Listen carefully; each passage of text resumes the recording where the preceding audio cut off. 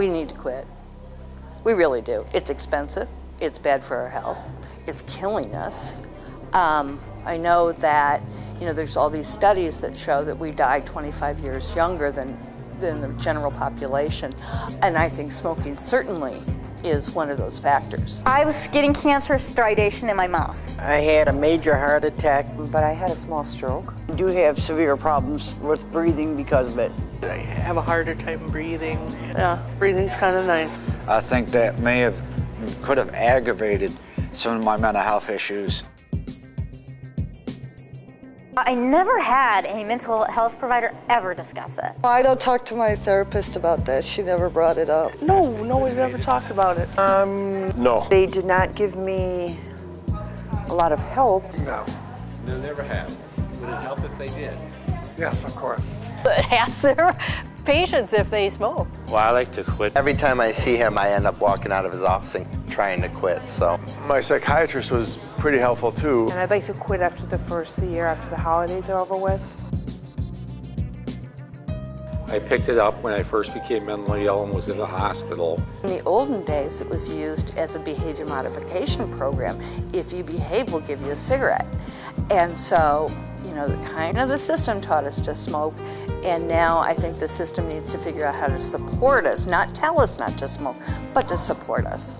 Yes, well, I'm not sure at all how to quit. I tried to stop drinking at the same time. So that was, those two things kind of went together in my mind. And when I eliminated one, the other one felt much easier to stop. But the one thing that I've learned in talking to a psychiatrist is that if I was to quit smoking, that how I metabolize my medication would change, and then I wouldn't need as much medication. And that smoking actually increases the level of medication I need to take. And so that's been, finding out that fact and knowing that that's proven as science, that's my latest motivator for quitting. Smoking was the first thing I gave up, but it was the first in a long line of things I gave up, which has helped my mental health and my physical health quite a bit over the years. But giving up smoking was definitely a win-win situation. Well, first thing I'm going to do is call the quit line. Support was extremely important. It would help if the psychiatrist or the therapist would kind of work on it with the person on a continuing basis. Yeah. Zyban, and that made a huge difference. Nicorette gum, I think it was the oral thing. You don't deal with mental illness simply by taking a pill.